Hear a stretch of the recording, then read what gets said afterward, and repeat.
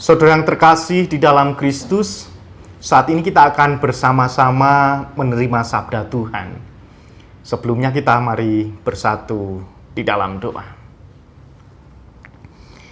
Ya Allah, Sang Sumber kehidupan, kami bersyukur bila saat ini kita bersama-sama akan menerima sabda-Mu.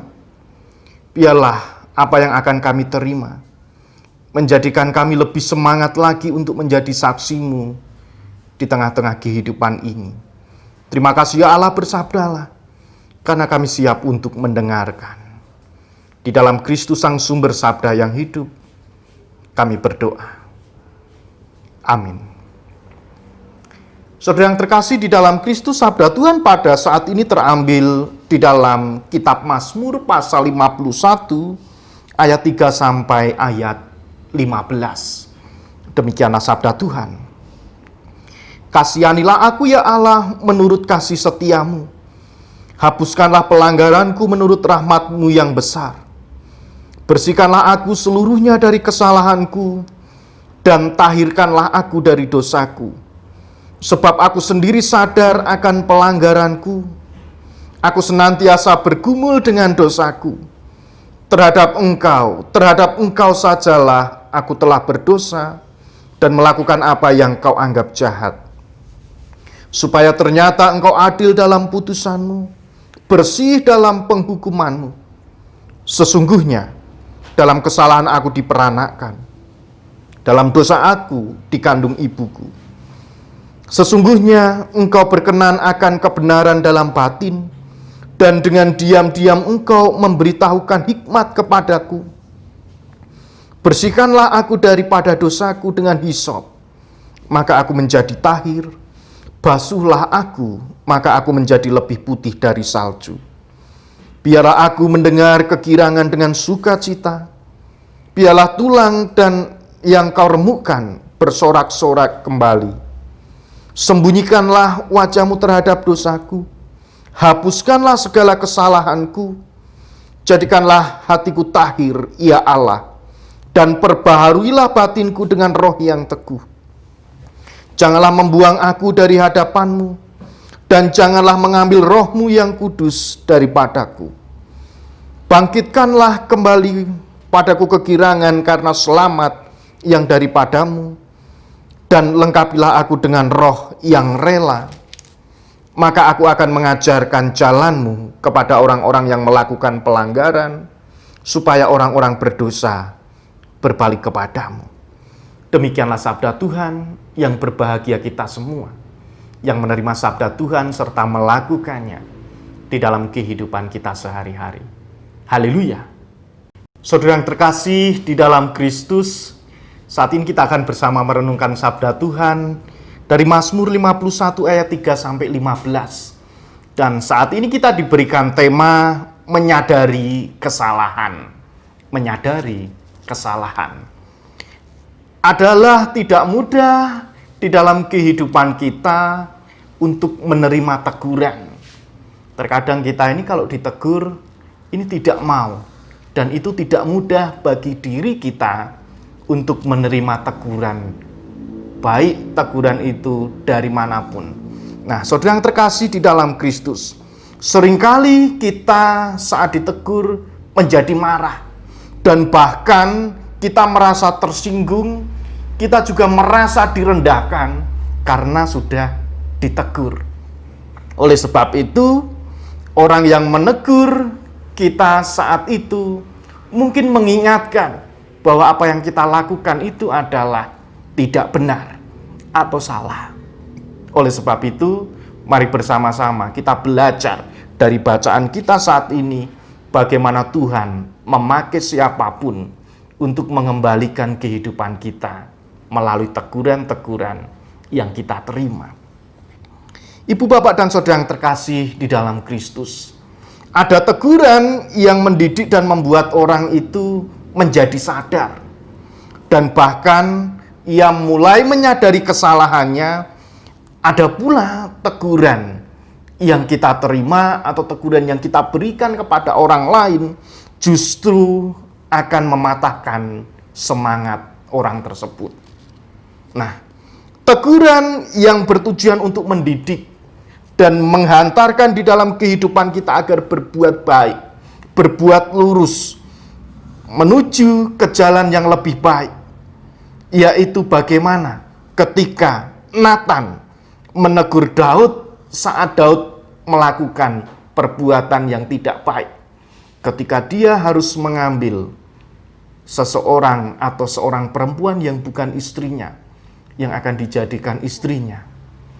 Nathan berani mengatakan bahwa itu tidak baik. Nathan berani menegur, walaupun Daud adalah seorang raja.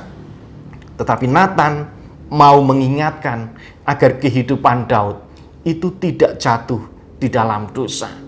Nah, saudara yang terkasih di dalam Kristus, ternyata meski sebagai raja atau pemimpin yang begitu luar biasa di Israel, ternyata Daud tidak tersinggung.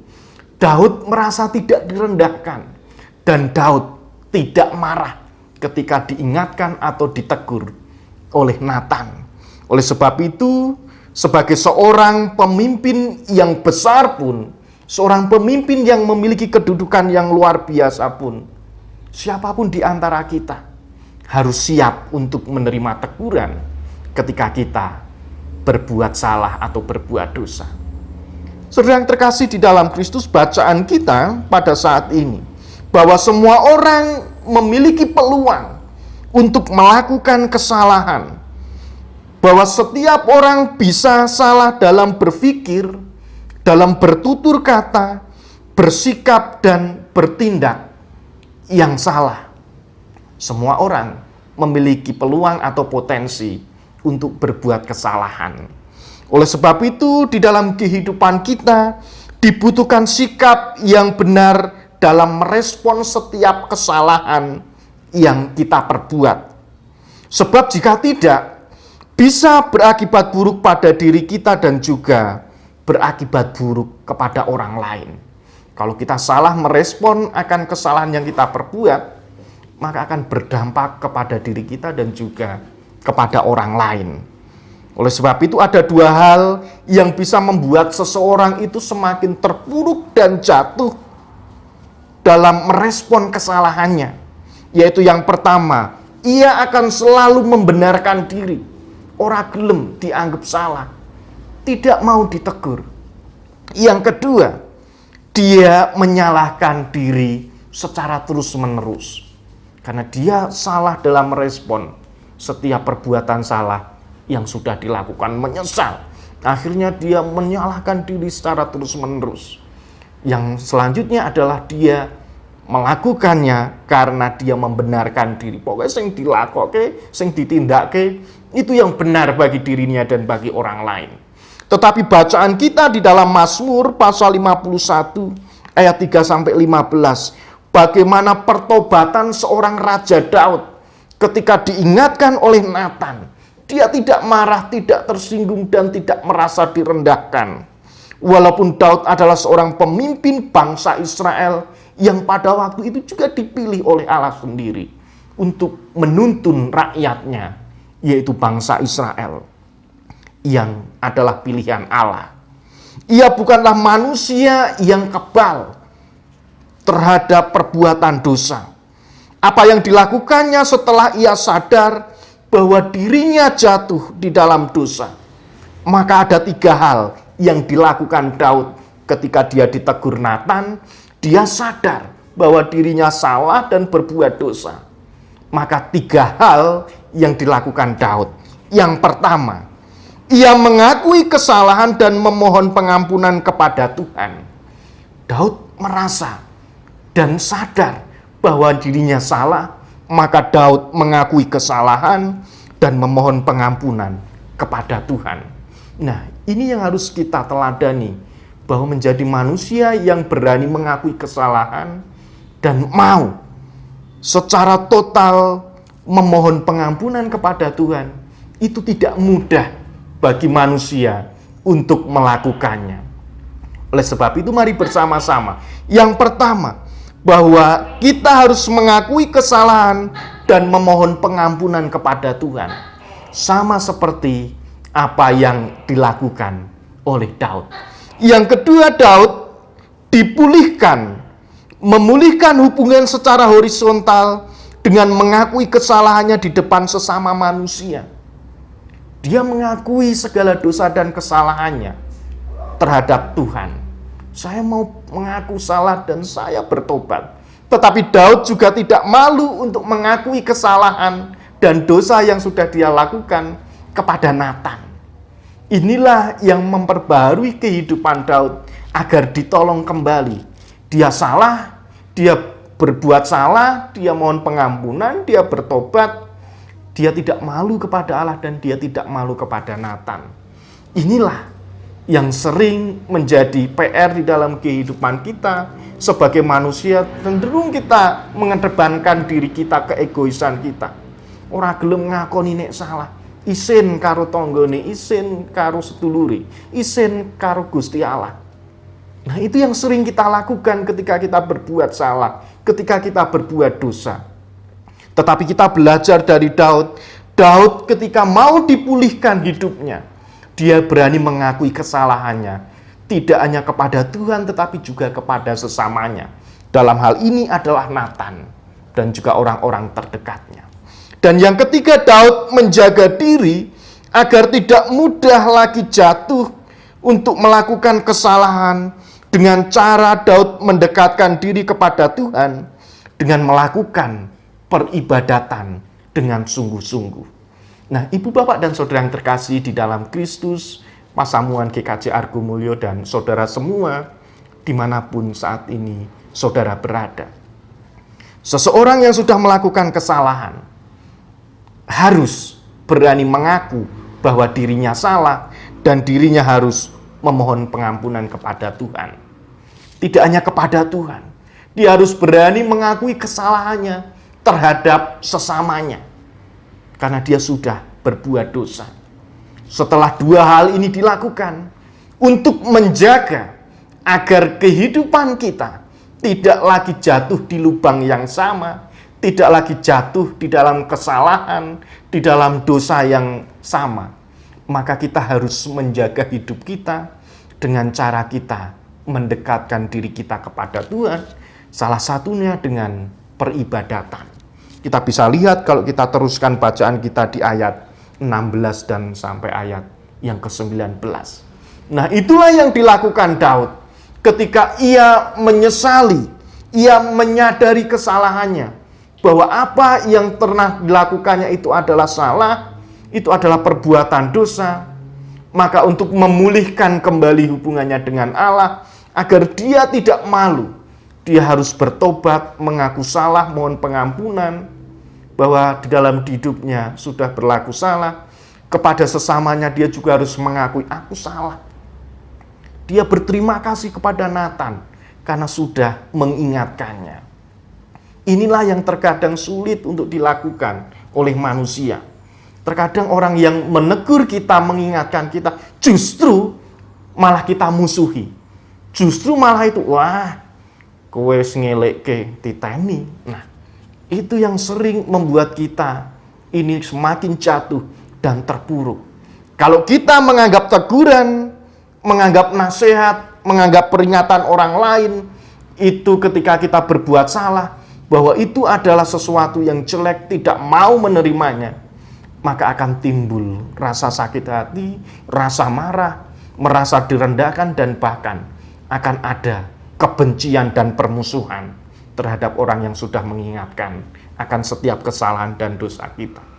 Maka kita belajar dari Daud, walaupun dia memiliki kedudukan sebagai seorang pemimpin, memiliki kekuasaan, tetapi dia tidak tersinggung, tidak marah. Justru sebaliknya di dalam kehidupan kita, wis rumangsa memiliki pengalaman yang luar biasa, wis rumangsa menjadi orang yang sepuh, merasa orang yang luar biasa, nek dielekke wegah, merasa yang paling bener dewe. Nah, itu terkadang membuat kita semakin jatuh. Dan bahkan kita bisa membenci, ada permusuhan, ada sakit hati, dan bahkan dendam di situ. Nah, itu yang harus kita hindari. Karena kalau kita belajar dari Daud, Daud tidak melakukan semuanya itu. Nah, Ibu, Bapak, dan Saudara yang terkasih di dalam Kristus, di dalam kehidupan kita sebagai ciptaan Tuhan yang sudah diberikan keselamatan. Allah menghendaki agar semua orang itu diselamatkan. Tetapi untuk diselamatkan, manusia harus menentukan sikapnya terhadap keselamatan yang sudah diberikan Allah. Dia mau percaya, mau menerima keselamatan atau tidak. Bukan berarti kalau kita sudah menjadi orang percaya, orang Kristen khususnya, sudah selesai aku diselamatkan. Tidak ternyata. Harus ada respon. Apakah kita mau menerima keselamatan itu atau tidak? Kalau kita mau menerima keselamatan, maka penerimaan keselamatan di dalam kehidupan kita harus dibarengi dengan terus memohon pengampunan, terus menerima teguran, dan bahkan di dalam kehidupan kita menjaga diri kita tetap berlaku baik, bertingkah laku baik, baik melalui pikiran, ucapan maupun perbuatan yang kita lakukan. Salah satunya dengan cara kita belajar dari Daud. Daud terus beribadah kepada Tuhan dengan cara yang baik dan benar. Oleh sebab itu Allah tidak mau kita ini binasa. Allah tidak mau kita ini menerima maut. Tetapi Allah mau agar kita tetap diselamatkan. Dengan kuncinya tetap percaya dan menerima keselamatan itu, dan kita respon dengan pikiran, ucapan, dan tindakan yang baik pula untuk kita menjadi saksi Kristus. Oleh sebab itu, ibu, bapak, dan saudara yang terkasih di dalam Kristus, belajar dari bacaan kita pada saat ini, dari Daud dalam merespon kesalahannya, mengakui dan bertobat, maka demikian pula di dalam kehidupan kita. Mau mengakui kesalahan dan mau bertobat. Sebab dosa yang disembunyikan akan merusak diri sendiri dan bahkan keluarga dan bahkan orang lain yang ada di sekitar kita. Oleh sebab itu, menyadari kesalahan dan mengakuinya di hadapan sesama dan Tuhan akan membawa di dalam kehidupan kita pada pemulihan kehidupan yang lebih baik lagi. Pemulihan yang membuka jalan untuk kita bisa dipakai oleh Allah untuk melakukan setiap karya dan pelayanan yang Tuhan inginkan di dalam kehidupan kita. Oleh sebab itu, mari kita menyadari setiap dosa dan kesalahan kita, karena manusia tidak bisa lepas dari kesalahan dan dosa. Tetapi sore hari ini kita diingatkan, ayo sadar bahwa kita ini manusia yang sering melakukan salah dan sering berbuat dosa. Nek dielekke yo ojo nesu, nek dielekke yo ojo tersinggung, nek dielekke yo ojo sakit hati. Walaupun yang mengingatkan itu masih kecil atau masih muda, mari kita sama-sama belajar.